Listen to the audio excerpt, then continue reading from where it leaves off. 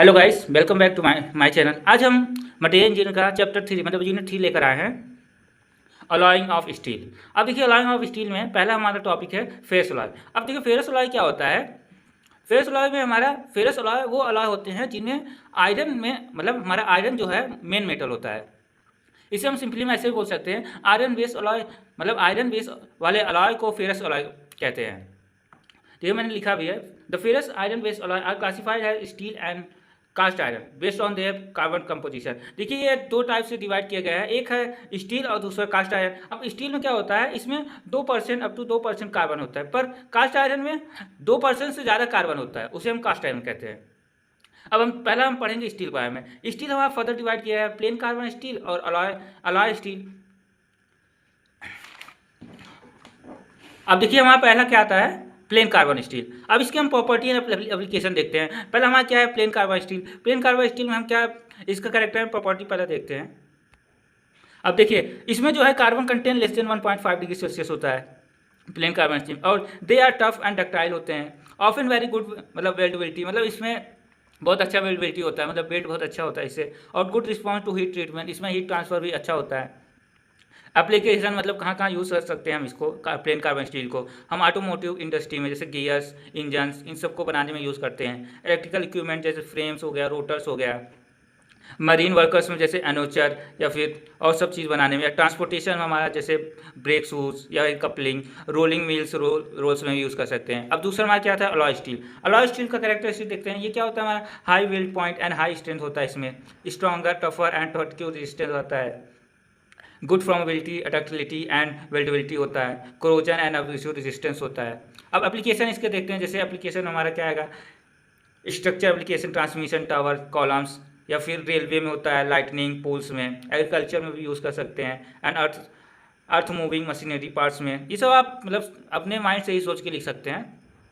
Surgical instrument और chemical parts में लिख सकते हैं। अब दूसरा हमारा नेक्स्ट पार्ट है हमारा कास्ट आयरन। कास्ट आयरन हमारा क्या होता है, it is a group of iron carbon alloy. ये ग्रुप है किसका, आयरन कार्बन अलॉय के, जिसमें हमारा कार्बन जो है, कार्बन कंटेंट 2% मतलब 2% से ज़्यादा इसमें कार्बन पाया जाता है।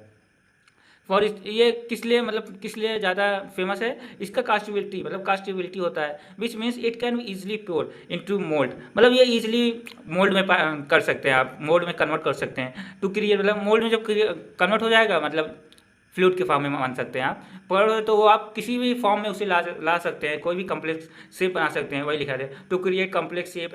Cast iron widely used in various application due to unique property. इसका यूनिक प्रॉपर्टी क्या होता है, ये कास्टेबिलिटी शो करता है। अब देखिए टाइप्स ऑफ कास्ट आयरन। अब इन सब के इसका 5 टाइप होते हैं, 5 टाइप के बारे में मैंने अभी एक्सप्लेन किया इसके पीछे। देखिए, ये पहला टाइप हमारा क्या है, कास्ट आयरन मतलब ग्रे कास्ट आयरन, दूसरा मैलिएबल कास्ट आयरन, तीसरा है डक्टाइल कास्ट आयरन, और लास्ट हमारा कंपैक्ट ग्रेफाइट आयरन। अब पहला एक्सप्लेन कर देते हैं ग्रे कास्ट आयरन। इसका प्रॉपर्टी क्या होता है, इसमें हमारा ग्रे कास्ट आयरन में बेटर मशीनेबिलिटी। अब देखिए, मैंने यूनिट 3 में हमारा पूरा सिर्फ अलॉय की प्रॉपर्टी और एप्लीकेशन सिर्फ यही सब है, इसके अलावा हमें कुछ नहीं है। फिर एक बार फेरस के बारे में पूछेगा, फिर एक बार दूसरा बार नॉन फेरस, यही 2 चीज़ है, बस दोनों चीज़ पढ़ के चले जाइए, और इसमें यूनिट 3 में कुछ ज़्यादा है नहीं।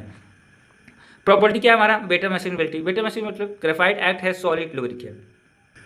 अब दूसरा प्रॉपर्टी क्या है, ये हाई फ्लूइडिटी तो है, मतलब इजी टू ऑब्टेन कम्प्लेक्सेस, मतलब मोल्ड में कन्वर्ट करके आप किसी भी कम्प्लेक्स में ला सकते हैं ग्रे कास्ट आयरन। और दूसरा हाई वाइब्रेशन डैपिंग कैपेसिटी, मतलब ग्रेफाइट की कोहेजन इफेक्ट। तीसरा है हमारा हाई रेजिस्टेंट टू बियर। देखिए, ये सब याद ही करना पड़ेगा। हाई कंप्रेसिव स्ट्रेंथ होता है, low ductility and low impact strength होता है, एक्सीलेंट कास्टिंग क्वालिटी होता है इसमें। एप्लीकेशन जैसे कहाँ कहाँ यूज़ कर सकते हैं, गैस और water pipe for underground purpose के लिए, पिस्टन रिंग या फिर सिलेंडर ब्लॉक इसी मतलब कास्ट आयरन के ही बना रहता है, electric motor frame, fly wheel and machinery parts, house hold appliance, ये सब किससे बने होते हैं, ग्रे कास्ट आयरन से। अब दूसरा देखते हैं हम मलिएबल कास्ट आयरन। मलिएबल कास्ट आयरन, इसका प्रॉपर्टी क्या होता है, इसमें भी हाई रेजिस्टेंस होता है, गुड वियर रेजिस्टेंस होता है, गुड वाइब्रेशन डैम्पनिंग कैपेसिटी होता है, good impact resistance at low temperature, high strength and corrosive resistance होता है इसमें, presence of carbon and nickel. किसकी वजह से हमारा हाई स्ट्रेंथ और कोरोजिव रेजिस्टेंस, क्योंकि इसमें प्रेजेंट होता है कार्बन और निकेल। हाई यंग मॉड्यूलेशन लो, देखिए इसमें कुछ एक्सप्लेन करने का है नहीं, ये सब में मतलब ज़्यादा आपको याद ही करना पड़ेगा। एक्सप्लेन करना होता है तो कुछ एक्सप्लेन करता हूँ मैं। एप्लीकेशन क्या है हमारा, एप्लीकेशन हम एग्रीकल्चर में यूज़ कर सकते हैं, रेल मतलब रोड मतलब रेलगाड़ी जो होता है, इलेक्ट्रिक लाइन हार्डवेयर में यूज़ कर सकते हैं, automotive crankshaft gear case universal joint और कन्वेयर चैन लिंक्स में यूज़ कर सकते हैं। अब हमारा तीसरा है डक्टाइल कास्ट आयरन। इसके प्रॉपर्टी क्या होता है, वेरी गुड मशीनेबिलिटी होता है, इंटरमीडिएट डैम्पनिंग कैपेसिटी और with cast iron and steel, high resistance to wear होता है, एक्सीलेंट कास्टेबिलिटी दिखाता है ये। एप्लीकेशन क्या है, आईसी इंजन में यूज़ होता है ये, पाइप्स वॉल एंड फिटिंग में यूज़ होता है, पंप्स एंड कंप्रेसर में यूज़ होता है, पावर ट्रांसमिशन इक्विपमेंट में यूज़ होता है, पावर इंडस्ट्री मशीन में, कंस्ट्रक्शन मशीनरी में। अब कम्पैक्ट ग्रेफाइट आयरन क्या होता है, अ सेफ इंटरमीडिएट बिटवीन सिल्वराइड एंड फेक। अब हमारा आ गया मतलब non ferrous alloy. Non ferrous alloy क्या होता है, जिसमें हमारा मतलब Fe बहुत कम पाया जाता है, ना के बराबर। अब इसमें 4 चीज़ हम पढ़ेंगे, copper alloy, aluminium alloy, magnesium alloy और टाइटेनियम अलॉय। पहला हमारा है कॉपर अलॉय। कॉपर अलॉय क्या होता है, the most important commercial copper alloy में भी क्लासिफाइड है कि अब कॉपर अलॉय को भी हम 2 पार्ट में डिवाइड किए हैं, ब्रश और ब्रॉन्ज। अब ब्रशेस में क्या होता है, ब्रशेस में हमारा कॉपर जो है 60% पाया जाता है और टिन जो है हमारा 40% पाया जाता है, पर ब्रांच में हमारा क्या है, कॉपर जो है 75% पाया जाता है, पर टिन जो है 25%। देखिए मैंने लिखा है ब्रशेस में क्या, पहले आर इनिशियली अलॉय ऑफ किसका, कार्बन कॉपर और जिंक का अलॉय होता है ये, विथ ट्रेसेस ऑफ कुछ और मिलाया जाता है, जैसे लीड हो गया, टिन हो गया, aluminium, added to improve their property. ये टिन और लीड और एल्यूमिनियम क्यों मिलाया जाता है, क्योंकि उस मतलब फिजिकल प्रॉपर्टी इंप्रूव करने के लिए ब्रशेस अलॉय का। अब ब्रॉन्ज जैसे हो गया, bronze are alloy containing copper plus tin. ये क्या था, ये वाला हमारा कॉपर और जिंक को मिलाकर बनता है, पर ये हमारा जो है bronze copper plus tin with trace of, इसमें भी एल्यूमिनियम सिलिकॉन एंड बेरियम किसके लिए मिलाया जाता है, को improve physical property of bronze alloy की। देखो कॉमनली कहाँ, ये दोनों कॉमनली कहाँ यूज़ हो सकते हैं, टिन ब्रांच में, लिड टिन ब्रांच या फिर aluminium branch, red brushes, yellow brushes और गन मेटल, ये दोनों का कॉमन है। अब इसकी प्रॉपर्टी क्या होती है, ये होता है excellent resistant to corrosion, corrosion मतलब नहीं होगा जल्दी अगर इसको हम लगाते हैं। मेलिएबल एंड डक्टाइल होता है, जितने भी मेटल है आप सभी में यूज़ कर सकते हैं मेलिएबल एंड डक्टाइल, क्योंकि ये मेटल की प्रॉपर्टी ही होती है। आप सिंपली मेटल प्रॉपर्टी भी मतलब याद करके तो आप लिख सकते हैं, क्योंकि यही मेटल ही है, मेटल का यूज़ कर रहे हैं। High thermal and electric conductivity, ये भी देखिए मेटल प्रॉपर्टी है। नॉन मैग्नेटिक होता है, moderate to high hardness and strength, resistant to fatigue and abrasive and corrosive होता है। और देखिए it can be soldered, welded and brazed, it has very good machinability. General application इसका कहाँ पे, electrode of resistant welding machine, turbine runners में होता है, बियरिंग में यूज़ होता है, गियर या फिर क्रोजन रेजिस्टेंस पंप में, मरीन इक्विपमेंट में यूज़ होता है, वॉल्व एंड फिटिंग में यूज़ होता है, स्टीम पाइप फिटिंग में यूज़ होता है, प्लम्बिंग गुड्स या फिर वाटर मीटर हाउसिंग में यूज़ होता है। अब हमारा दूसरा आ गया एल्यूमिनियम अलॉय। देखिए मैंने 4 चीज़ पढ़ना है, कॉपर अलॉय मैंने पढ़ लिया, अब एल्यूमिनियम अलॉय पढ़ेंगे, फिर मैग्नीशियम, फिर टाइटेनियम। अब एल्यूमिनियम अलॉय में क्या होता है, it is the most abundant metal in the earth crust. ये मतलब बहुत ज़्यादा पाने वाला मेटल है, कहाँ, अर्थ क्रस्ट पे। Most commonly alloy element are, किसके मतलब क्या क्या मिला के हम एल्यूमिनियम अलॉय बनाते हैं, कॉपर हो गया, Cr हो गया, निकिल हो गया, iron, zinc, manganese, silicon, magnesium. Aluminium are broadly classified as cast alloy and water alloy. इसके प्रॉपर्टी क्या, देखिए प्रॉपर्टी देख लेते हैं। प्रॉपर्टी क्या होता है, it is highly malleable ductile, वही देखिए मेटल का प्रॉपर्टी है। Good electric and conductivity, good electrical and conductivity होता है, हाई थर्मल कंडक्टिविटी होता है, रेजिस्टेंस टू कोरोसिव होता है, नॉन मैग्नेटिक होता है, हाई टेंसाइल स्ट्रेंथ होता है, हाई कोफिशिएंट ऑफ एक्सपेंशन होता है, हाई एफिनिटी फॉर ऑक्सीजन होता है। इसमें कुछ एक्सप्लेन करने का नहीं है, आप ये मतलब आपको याद ही करना पड़ेगा ज़्यादा से ज़्यादा। अब देखिए जनरल एप्लीकेशन इसका कहाँ कहाँ यूज़ होता है, ट्रांसपोर्टेशन इंडस्ट्री में यूज़ होता है, किसके लिए, फॉर स्ट्रक्चर या फिर फ्रेमवर्क के लिए।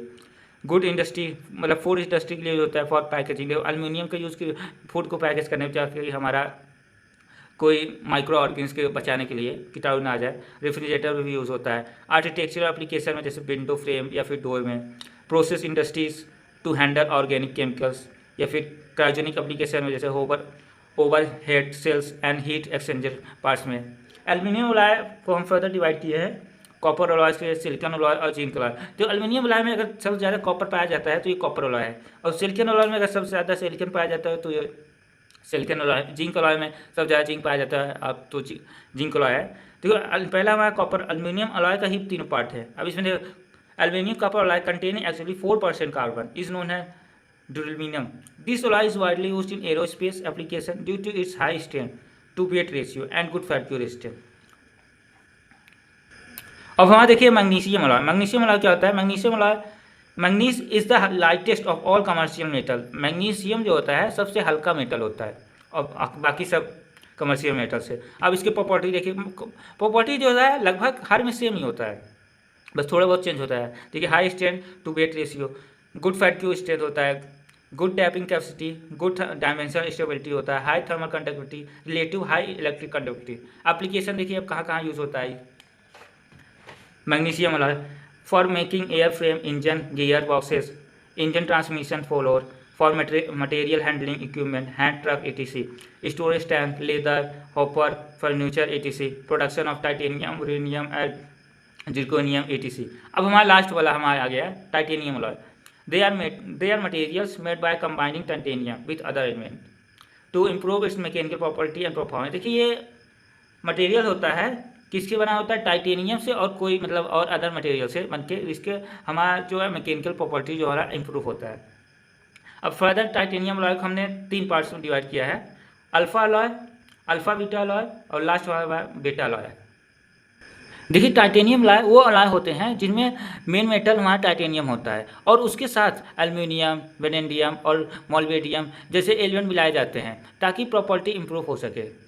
इसका जैसे नॉर्मली 3 टाइप होते हैं, alpha alloy, alpha beta alloy और बीटा अलॉय। अल्फा अलॉय देखिए, अल्फा अलॉय क्या होता है? अल्फा अलॉय में हमारा जो अल्फा अलॉय है इसका हाई टेम्परेचर रेजिस्टेंस होता है और वेल्डेबिलिटी अच्छी होती है। पर उसी तरीके से हमारा बीटा अलॉय देखें तो बीटा अलॉय में हमारा हाई स्ट्रेंथ अच्छी होती है और ईजिली हीट ट्रीटमेंट में हो जाती है, इजीली हीट ट्रीटमेंट हो जाता है। पर इसमें हमारा अलॉय बीटा अलॉय में मतलब दोनों का मिक्सचर, इसमें क्या होता है सबसे कॉमनली यूज होती है ये, और स्ट्रेंथ और टफनेस दोनों अच्छी होती है इसकी, अल्फा बीटा अलॉय दोनों को मिक्स बना के किया गया है। अब देखिए इसकी कुछ प्रॉपर्टी है, जैसे ये high strength to weight ratio होता है, excellent room temperature corrosion resistance होता है, offer easy of forging and machining होता है। अब ऐसे भी समझ सकते हैं कि टाइटेनियम अलॉय की क्या क्या प्रॉपर्टीज है, बहुत हाई स्ट्रेंथ होती है, इसमें वेट में लाइट होता है, क्रोजन रेजिस्टेंस बहुत अच्छी होती है, हाई टेम्परेचर को मतलब विथ स्टैंड कर सकता है, ये फटिग रेजिस्टेंस अच्छी होती है इसकी।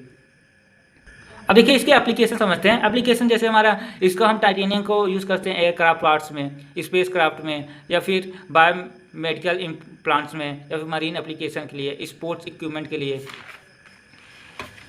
देखिए ये सब मैंने वही लिखा है जो अभी मैंने बोला, इन सब के बारे में। और जैसे इसका एडवांटेज क्या है टाइटेनियम अलॉय से और कंपेयर टू अदर अलॉय के, ये क्या है हमारा high strength to weight ratio होता है, रस्ट नहीं लगता इसमें इजीली, और हाई टेम्परेचर रेजिस्टेंस होता है। पर इसके कुछ डिसएडवांटेज है, जैसे एक्सपेंसिव होते हैं ये बहुत ज़्यादा, मतलब बहुत ज़्यादा कॉस्टली आते हैं, मशीनिंग डिफ़िकल्ट होती है इसमें क्योंकि बहुत ज़्यादा हार्ड या मतलब टफ मटेरियल है, तो मशीनिंग बहुत टफ होता है। अब देखिए हमारा ये लास्ट टॉपिक है, शायद नहीं लास्ट टॉपिक नहीं, 2-3 टॉपिक और है, इसके बाद हमारा ख़त्म। ये हमारा कार्बन फाइबर एंड अलॉय है। अब देखो कार्बन फाइबर क्या होता है, कंपोजिशन, इसका पहले कंपोजिशन देख लेते हैं कार्बन फाइबर का। Made from carbon atoms bonded together in a crystalline structure, often when into a fabric and combined with a polymer design to form composite material. तो पहले हम समझ लेते हैं कार्बन फाइबर। कार्बन फाइबर एक बहुत ही strong और लाइट वेट मटेरियल होता है जो थिन कार्बन स्ट्रैंड से बना होता है। अब देखिए इसकी कुछ प्रॉपर्टी समझ लेते हैं, कार्बन फाइबर की प्रॉपर्टी। इसमें प्रॉपर्टी में जैसे हमारा पहला एक्सट्रीमली लाइट वेट, मतलब बहुत ज़्यादा इसका वेट बहुत कम होता है। दूसरा हाई स्टेंसाइल वेट होता है, क्रोजिव रेजिस्टेंस होता है, हाई स्टीफनेस, हाई मतलब लो थर्मल एक्सपेंशन होता है इसमें। एप्लीकेशन जैसे हम इसको यूज़ करते हैं एरोस्पेस में, ऑटोमोटिव में, स्पोर्ट इक्विपमेंट में, वाइंड टरबाइन में, कंस्ट्रक्शन में। एडवांटेज क्या है इसका? एडवांटेज में जैसे आप ले सकते हैं, एडवांटेज क्या हमारा, जैसे पहला आप बोल सकते हैं कि इसका वेट कम होता है, स्ट्रेंथ बहुत हाई होती है, देखिए high strength to weight ratio होता है, सुपीरियर फटिग रेजिस्टेंस होता है। अब इसका कुछ डिसएडवांटेज है। पहला डिसएडवांटेज क्या, बहुत ज़्यादा एक्सपेंसिव, मतलब बहुत ज़्यादा कॉस्टली होता है ये। और क्या होता है, ब्रिटल हो सकता है ये, मतलब brittle under specific loading condition. Brittle मतलब कोई भी हैमर करने पे जल्दी से वो बहुत सारे शीट में कन्वर्ट हो जाए, उसे कहते हैं ब्रिटल। अब दूसरा हमारा अलॉय आता है। अलॉय बारे में अभी तक मैंने आपको बात कर चुका है। अलॉय क्या होता है, अलॉय 2 या 2 से अधिक मेटल्स या मेटल प्लस नॉन मेटल का मिक्सचर होता है जिससे प्रॉपर्टी इंप्रूव की जा सकती है। अलॉय देखो कंपोजिशन क्या होता है, mixture of two or more element where at least one is a metal design to enhance certain property, example strength हो गया, रेजिस्टेंस हो गया, यही सब इनहेंस करने के लिए। अब ये जैसे हमारा पहले मैंने आपको पढ़ा चुका है स्टील, स्टील हमारा क्या होता है, आयरन प्लस कार्बन का बना होता है। ब्रश क्या होता है, कॉपर प्लस जिंक से बना होता है। ब्रांच हमारा कॉपर प्लस टिन का बना होता है। अब स्टेनलेस स्टील भी हो गया हमारा, अलॉय ही है एक, आयरन कर्वेनियम और निकल का बनाया जाता है। अब देखिए प्रॉपर्टी क्या होता है, property enhance strength and toughness होता है, इंप्रूव कोरोजन एंड रेजिस्टेंस, जो प्रॉपर्टी मैंने पढ़ा है वही सब आप इसमें लिख सकते हैं। थर्मल एंड इलेक्ट्रिक कंडक्टिविटी हो सकता है, wide range and density wait हो सकता है, और इसमें ड्यूरेबिलिटी इंप्रूव होती है, हार्डनेस बढ़ती है, कोरोसिव रेजिस्टेंस इंप्रूव होती है, ये सब आप लिख सकते हैं। अब देखिए इसमें कुछ यूजेस हो सकते हैं अलग, जैसे मशीन पार्ट्स में यूज़ कर सकते हैं, कंस्ट्रक्शन में, ऑटोमोबाइल इंडस्ट्री में, एयरक्राफ्ट इंडस्ट्री में, ये सब जगह आप यूज़ कर सकते हैं। अब देखिए जैसे हम कभी कभी पूछ लेता है कार्बन फाइबर और अलॉय में डिफरेंस क्या होता है। देखिए कार्बन फाइबर में क्या होता है, हमारा नॉन मेटल बेस्ड मटेरियल होता है कार्बन फाइबर, पर अलॉय हमारा मेटल बेस्ड मिक्सचर होता है। और उसी तरह हम कार्बन फाइबर में क्या होता है, वेरी लाइट वेट, बहुत हल्का होता है, पर अलॉय हमारा यूजुअली हाई वियर होता है। इसमें जो होता है high strength to weight ratio होता है, पर ये सिर्फ हाई स्ट्रेंथ होता है। ये हमारा कार्बन फाइबर बहुत ज़्यादा मतलब कॉस्टली होता है, पर ये इसके कंपेयर में क्या होता है, हमारा कंपेरेटली चीपर होता है। अब देखिए टाइप्स ऑफ अलॉय के बारे में मैंने आपको एक्सप्लेन कर चुका है, steel, aluminium alloy, titanium alloy, brass, सब के बारे में मैंने पीछे ही एक्सप्लेन किया है। अब देखिए अलॉय जो एप्लीकेशन में बताया, कंस्ट्रक्शन में यूज़ कर सकते हैं, एरोस्पेस, ऑटो इंडस्ट्री में, मेडिकल डिवाइस में, कंज्यूमर गुड्स में।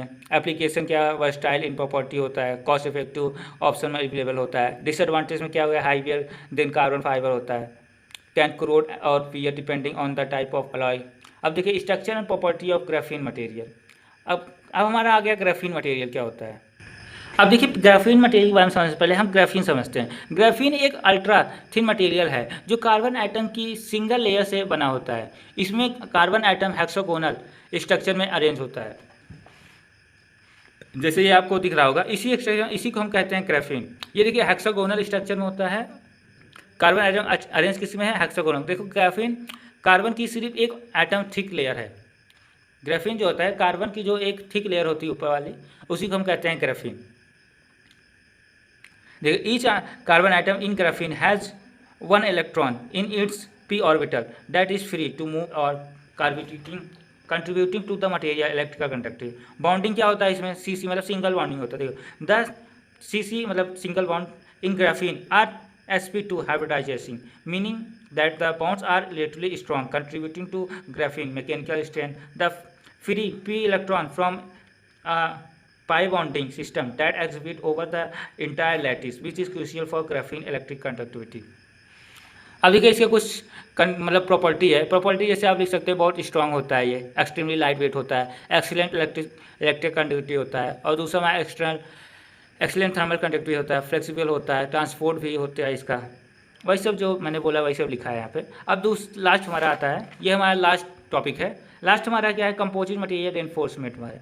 अब देखिए कंपोजिट मटेरियल रेनफोर्समेंट मतलब पहला आता है मैट्रिक्स। मैट्रिक्स में क्या होता है, the base material that hold the reinforcement. मतलब मैट्रिक्स ये ऐसा जो बेस मटेरियल होता है जो रेनफोर्समेंट को होल्ड करता है। अब आपको दिमाग आता है रेनफोर्समेंट क्या होता है। अब देखिए रेनफोर्समेंट क्या होता है, the material added to the matrix to enhance strength, stiffness and toughness. मतलब इन्फोर्समेंट ऐसा मटेरियल होता है जिसमें हम मतलब बेस मटेरियल को हम फिल करके उसका हम मैकेनिकल प्रॉपर्टी बढ़ा देते हैं, उसी को हम कहते हैं रेनफोर्समेंट। अब देखिए इसके बाद हम आता है टाइप्स ऑफ रेनफोर्समेंट। देखो रेनफोर्समेंट हमारा बेसिकली 3 टाइप का होता है, कंटिन्यूस फाइबर, डिसकंटिन्यूस फाइबर और नॉन मटेरियल। अब ये कंटिन्यूस फाइबर क्या होता है, इसमें long fibre example carbon glass for high strength and stiffness के लिए। पर डिसकंटिन्यूस फाइबर क्या होता है, ये शॉर्ट फाइबर और particles that improve overall strength and impact resistance. हमारा नॉन मटेरियल क्या होता है, इसमें थीनी मटेरियल होता है, example graphene for enhance properties like electrical conduction. अब फोर्थ क्या है, मैट्रिक्स रेनफोर्समेंट इंटरेक्शन, मतलब strong adhesive between the two components, improve load transformation and composite performance. ये रहा आपका चैप्टर 3 मटेरियल इंजीनियरिंग का, यहाँ पे ख़त्म होता है। तो मिलते हैं आप नेक्स्ट टॉपिक में। नेक्स्ट टॉपिक हमारा थोड़ा लंबा रहेगा, हीट ट्रीटमेंट ऑफ स्टील। इसी चैप्टर से हमारा ज़्यादा मतलब एग्जाम में इसी चैप्टर से ज़्यादा पूछा जाता है। सेक्शन बी में जो पार्ट्स आएगा इसी में से ज़्यादा आएगा, तो इसको हम और अच्छे से एक्सप्लेन करेंगे। तो चैप्टर 3 में आपको सिर्फ मतलब लर्न ही करना है ज़्यादा से ज़्यादा, और समझने वाला तो कुछ चीज़ है नहीं, क्योंकि हमारे अलॉय है, मतलब फेरस अलॉय है, नॉन फेरस अलॉय है, इन दोनों अलॉय के बारे में अच्छे से इसकी प्रॉपर्टी, एप्लीकेशन, और कि कहाँ कहाँ यूज़ होता है और कैसे यूज़ होता है, कैसे बनता है, कौन कौन सा कंपोजिशन है, ये सब आप याद कर लीजिएगा। और इसके अलावा से यहाँ इसमें से कुछ नहीं आता है, और जितना आता है मैंने उतना एक्सप्लेन कर दिया। इसके बाहर से कोई भी मतलब कोई भी टॉपिक पूछेगा नहीं। तो थैंक यू फॉर वॉचिंग, मिलते हैं नेक्स्ट लेक्चर।